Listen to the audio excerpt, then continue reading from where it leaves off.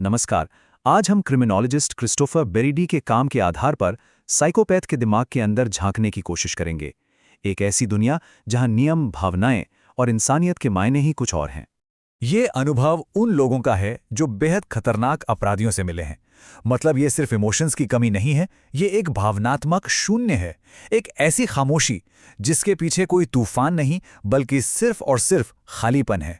तो चलिए इस पहेली को सुलझाना शुरू करते हैं। साइकोपैथ की पहली और सबसे बड़ी ढाल पता है क्या है?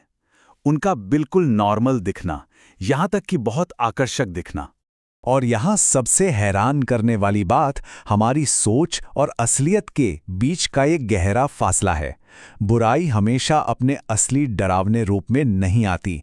अक्सर वो एक भरोसेमंद मुस्कान और गर्मजोशी के पीछे छिपी होती है। ये जो गुण हैं, ये सिर्फ दिखावा नहीं है, ये इनके हथियार हैं। वो किसी के सपनों और उम्मीदों को इतनी अच्छी तरह कॉपी कर सकते हैं कि सामने वाले को लगता है कि उसे कोई अपनी ही तरह का मिल गया है। ये एक बहुत सावधानी से बनाया गया समझदारी का नकाब है, एक एक्टिंग जिसमें वे माहिर होते हैं। तो अब वक्त है इस नकाब के पीछे झांकने का और ये देखने का कि एक साइकोपैथ असल में दुनिया को कैसे देखता है और लोगों के साथ कैसा बर्ताव करता है। और यही उनके सोचने के तरीके का सार है। लोग उनके लिए बराबर के इंसान हैं ही नहीं, वो तो बस चीजें हैं जिन्हें कंट्रोल करना है, इस्तेमाल करना है। वो रिश्ते नहीं बनाते, वो सौदे करते हैं जहां फायदा सिर्फ और सिर्फ उनका होता है। ये सब कुछ एक झटके में नहीं होता। नहीं, ये एक बहुत ही सोची समझी चाल होती है, बिल्कुल एक शिकारी की तरह। वो बड़े धीरज के साथ आपकी दुनिया में आते हैं, आपकी कमजोरियों को समझते हैं और फिर उन्हीं का इस्तेमाल करके आपको अपने काबू में कर लेते हैं। ये एक दिमागी खेल है और वो इसे जीतने के लिए ही खेलते हैं। चलिए अब और अंदर चलते हैं, उस बुनियादी मनोवैज्ञानिक फर्क को समझते हैं जो एक साइकोपैथ को बाकी सबसे अलग करता है। यहाँ एक बहुत बहुत बड़ा फर्क है। जहाँ हम लोग इमोशंस को महसूस करते हैं, उनके लिए ये बस डेटा है, इन्फॉर्मेशन है। वो फिल्मों में देखकर सीखते हैं कि दुख में कैसे रोना है या खुशी में कैसे मुस्कुराना है, लेकिन उस चेहरे के पीछे कोई एहसास नहीं होता। ये सिर्फ एक नकल है। ये जो बात है ना, ये सुनकर रोंगटे खड़े हो जाते हैं। ये बयान दिखाता है कि उनमें अपराध बोध जैसी कोई चीज होती ही नहीं है। उनकी दुनिया में सही गलत की कोई लकीर नहीं है। उनके लिए सिर्फ जरूरतें हैं, मकसद हैं और उन्हें पूरा करने का रास्ता है। लेकिन सवाल यह है कि कोई ऐसा करता क्यों है? इसके पीछे की वजह क्या है? ये वजह श्रेष्ठता की एक गहरी और खतरनाक भावना से पैदा होती है।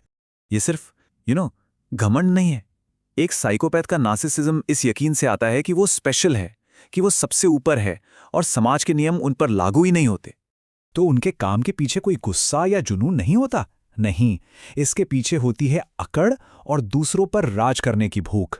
ये श्रेष्ठता की गहरी भावना है, ये विश्वास कि नियम बाकी दुनिया के लिए हैं, उनके लिए नहीं। उनके लिए दुनिया एक खेल का मैदान है और लोग सिर्फ मोहरे हैं। तो अब हम आते हैं सबसे जरूरी सवाल पर, क्या वे बदल सकते हैं?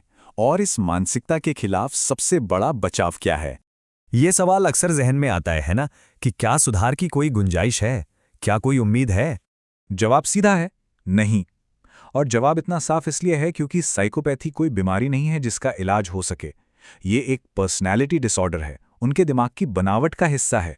वो बदलना नहीं सीख सकते, वो सिर्फ बदलने का बेहतर नाटक करना सीख सकते हैं।